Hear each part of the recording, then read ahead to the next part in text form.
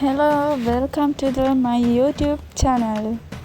ඔන්න ඉතින් අද vlogs එක ගෙනාවේ මං විසින්ම හදගත්ත face pack එකක්.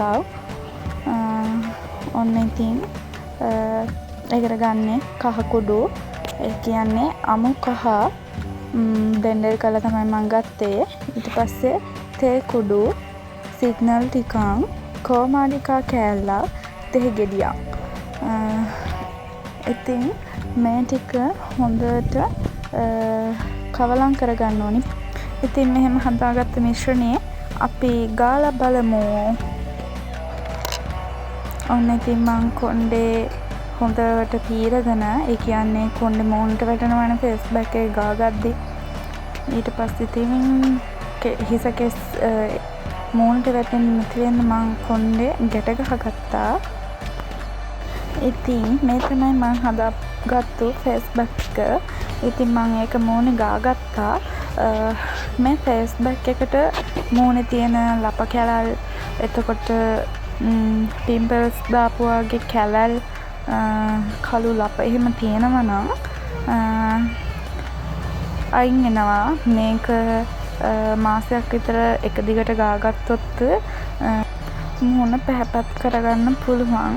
ඉතින් ඔයාලා try කරලා බලන්න. ඉතින් මේක ඔයාලට වැදගත් වෙනවා නම් like එකක් දාලා comment එකක් දාගෙන යන්න.